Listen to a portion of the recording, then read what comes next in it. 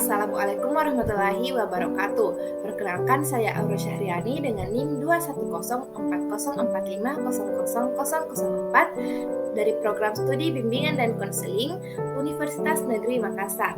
Nah, pada video kali ini saya akan membahas terkait tentang pendekatan dalam konseling dari mata kuliah Psikologi Konseling. Di sini saya akan membahas terkait tentang 3 model dalam pendekatan konseling. Adapun yang pertama yaitu konseling direktif, kemudian konseling non-direktif, dan yang terakhir adalah konseling elektif. Baiklah, yang pertama yaitu konseling direktif. Nah, pada konseling direktif ini dicetuskan oleh Edmund G. Williamson. Asumsi dasar pada pendekatan direktif ini merupakan peran konselor lebih dominan daripada klien. Konseling direktif merupakan proses yang dimana konselor lebih mendominasi selama sesi konseling sehingga besar tanggung jawab dan pengambilan keputusan berada di tangan konselor. Pendekatan direktif ini memandang manusia sebagai individu yang memiliki potensi untuk berkembang, tetapi seringkali tidak tercapai sehingga membutuhkan bantuan orang lain. Pendekatan ini bertolak dari asumsi bahwa manusia merupakan makhluk rasional dan memiliki potensi-potensi yang bisa dikembangkan ke arah positif ataupun negatif. Di sini manusia dipandang tidak akan bisa berkembang secara otonom, melainkan butuh pertolongan orang lain agar dapat mencapai batas kemampuannya secara penuh. Setiap orang merupakan pribadi yang unik, yang memiliki aneka bakat dan kemampuan yang berusaha menata serta mengembangkan hidupnya dengan menggunakan potensi-potensinya yang unik itu. Konseling direktif ini merupakan jenis konseling yang berpusat pada konselor. Hal ini sebagai akibat dari asumsi bahwa konseling merasa tidak mampu menghadapi masalahnya sehingga dalam menyelesaikannya membutuhkan bantuan dari konselor. Dalam proses konseling ini pihak yang paling aktif adalah konselor, di mana berusaha mengarahkan, memberikan saran, anjuran, dan nasihat kepada konseli. Pemecahan masalah dalam proses konseling dilakukan dengan memanfaatkan dan menggunakan hasil tes dan diagnosa. Klien bersifat menerima perlakuan dan keputusan dari konselor. Nah, adapun tujuan dari pendekatan direktif ini merupakan berusaha memecahkan masalah klien dengan menggunakan kemampuan intelektual mereka secara sadar dan menolong klien mengubah tingkah lakunya yang emosional dan impulsif dengan tingkah laku yang rasional serta mendapatkan insight dalam memecahkan masalah klien. Tujuan konseling di sini merupakan menolong sang individu untuk secara bertahap dan pelan-pelan semakin memahami dan semakin terampil mengatur dirinya sendiri. Teknik-teknik penting yang digunakan di sini meliputi mencoba menekan agar patuh, mengubah lingkungan, memilih lingkungan, mengajarkan agar keterampilan yang diperlukan, dan mengubah sikap. Tes-tes dan alat ukur juga banyak dipakai. Riwayat hidup konseling perlu diungkapkan agar konseling dapat dilaksanakan. Nah, di sini terdapat fungsi konseling yang dipakai dalam konseling direktif, yang mana yaitu fungsi advice, kemudian fungsi communication, fungsi reassurance, kemudian memberikan emotional release, dan clarified thinking. Di mana fungsi advice ini merupakan terkait dengan pemberian saran atau nasihat dari konselor kepada konseli. Kemudian fungsi communication yang merupakan kemampuan berkomunikasi dengan baik antara konselor dengan konseli. Ada pula fungsi reassurance yang merupakan kemampuan konselor dalam memberikan penguatan pada pernyataan positif yang konseli paparkan. Kemudian memberikan emotional release yang merupakan pemberian bantuan untuk membebaskan emosi dari efek pengalaman yang kemungkinan membuat tertekan.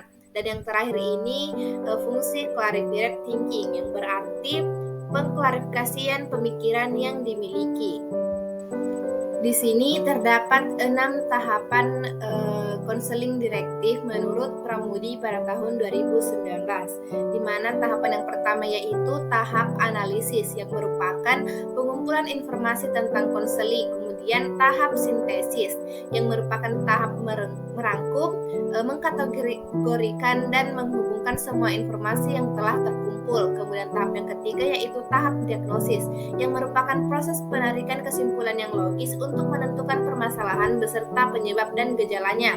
Kemudian tahap yang keempat yaitu tahap prognosis yang merupakan tahap memprediksi perihal yang mungkin akan terjadi berdasarkan keterangan yang sudah nyata. Kemudian tahap yang kelima, tahap treatment. Tahap ini terkait tentang langkah yang diambil konselor dan konseli untuk menyelesaikan atau menyesuaikan diri. Dan tahap yang terakhir yaitu tindak lanjut. Sebagai tahap ini yang mana merupakan segala sesuatu yang dilakukan konselor pada konseli dalam membantu menyelesaikan masalah dan penilaian terhadap efektivitas konseling.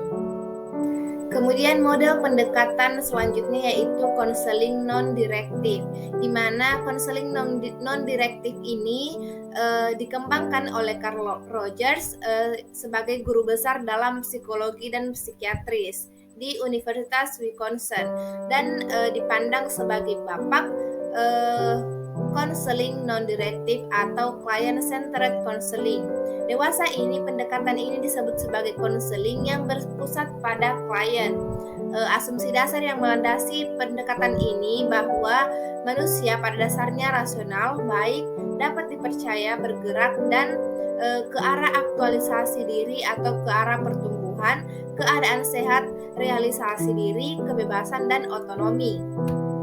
Konsep diri atau cara sang pribadi mempersiapkan dirinya sendiri merupakan pengaturan tingkah laku.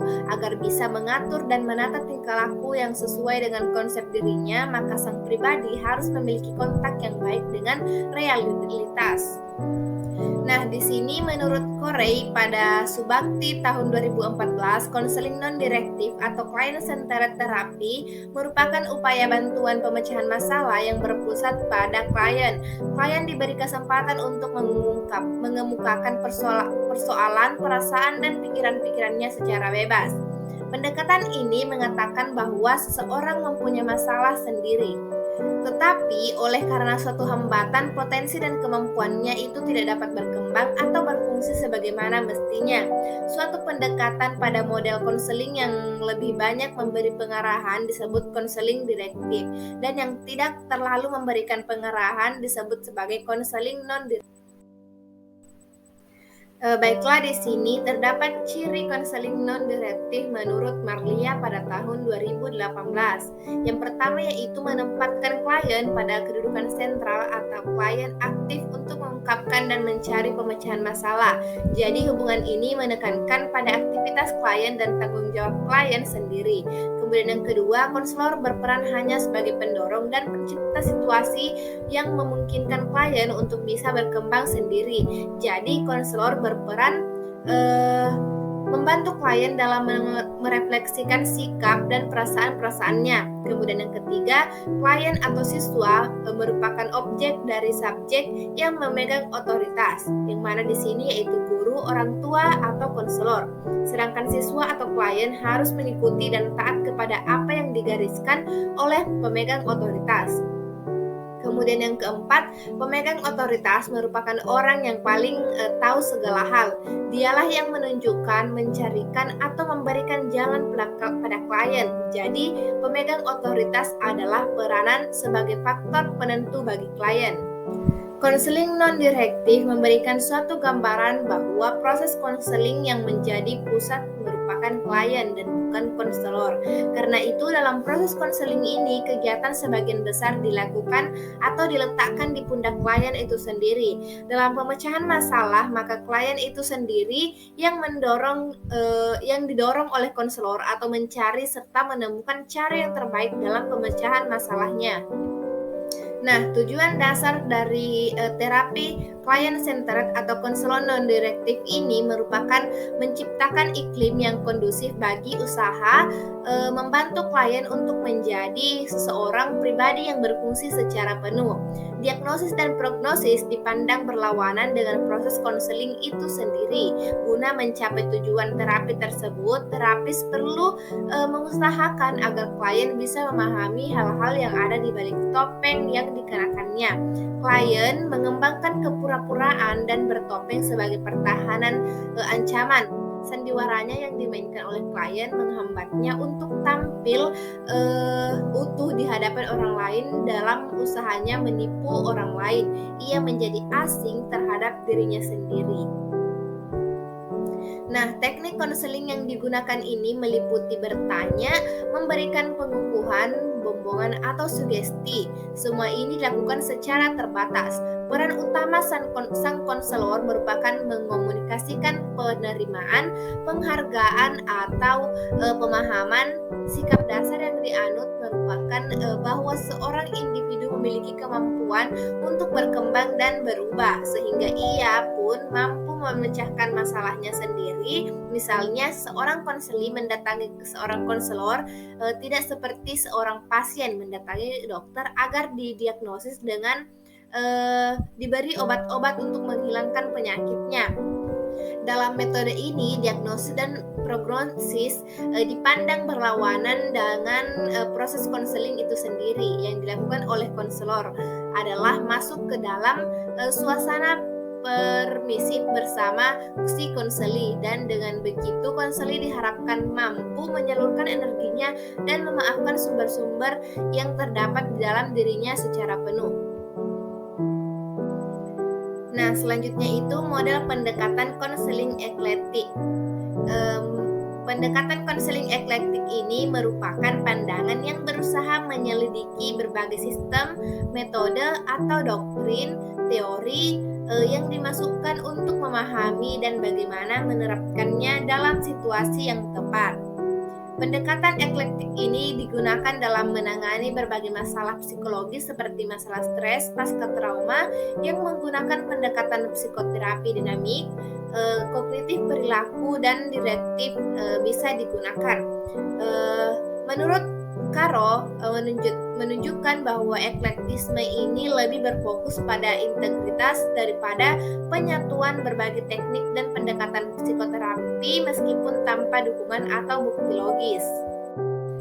Nah, menurut Mendoza Napoles pada tahun 2019, model tipe eklektik ini muncul dari tahun 1970 di mana proposal Frank 1961 diasumsikan yang mengusulkan bahwa psikoterapi yang berbeda memiliki elemen yang sama, dan oleh karena itu dimungkinkan untuk mengelompokkan teknik yang berbeda terlepas dari asal teoritisnya agar untuk memiliki psikoterapi yang lebih efektif.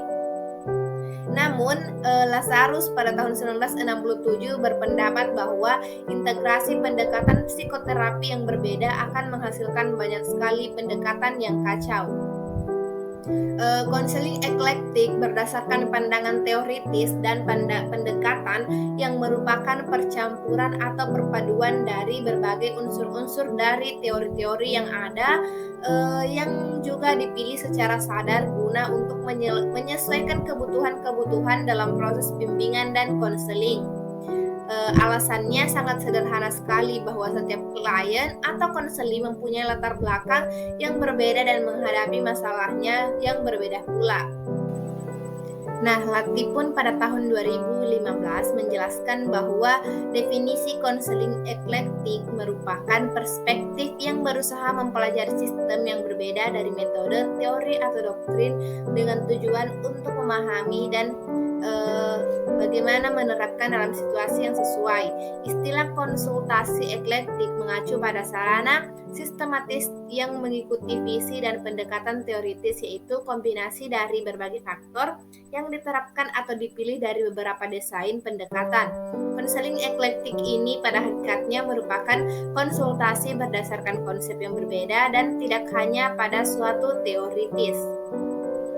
Menurut Audina pada tahun 2022, tujuan dari konseling eklektik ini bahwa mengajak klien untuk aktif dalam proses pencarian, temukan solusi untuk masalah dengan saran dan penasihat. Baik klien maupun penasihat secara aktif mencari solusi. Konselor bertindak sebagai pemandu atau manajer klien melalui langkah-langkah pemecahan masalah. Untuk mencapai tujuan ideal ini, klien harus dibantu untuk menyadari masalah sepenuhnya, untuk secara sadar dan paksa mengejar klien untuk berlatih mengendalikan perilaku bermasalah. Fokus eklektik ini pada perilaku, tujuan, masalah, dan lain-lain. Tentang peran, misalnya konselor, psikolog, guru konselor, koordinator konselor atau pelatih proses. Kemudian menurut Tambunan pada tahun 2017, tujuan konseling dalam eklektik ini adalah membantu klien mengembangkan integrasi pada level tertinggi, yang dimana ditandai oleh adanya aktualisasi diri dan integritas yang memuaskan. Untuk mencapai ideal ini, maka klien perlu dibantu untuk menyadari sepenuhnya situasi masalahnya, mengerjakan klien secara sadar dan intensif, memiliki latihan pengendalian di atas masalah tingkah laku. Peran konselor eklektik ini sebenarnya tidak terdefinisi secara khusus, hanya saja dikemukakan peran konselor sangat ditentukan oleh pendekatan yang digunakan dalam proses konseling itu. Jika dalam proses konseling itu menggunakan psikoanalisis, maka peran konselor merupakan sebagai psikoanalisis. Sementara jika pendekatan yang digunakan adalah berpusat pada konseling, maka perannya sebagai partner konseling dalam membuka diri terhadap segenap pengalamannya. Baiklah, itulah tadi penjelasan terkait tentang pendekatan dalam konseling, yaitu konseling eklektik, konseling direktif, dan konseling non-direktif. Kurang dan lebihnya mohon dimaafkan. Wassalamualaikum warahmatullahi wabarakatuh.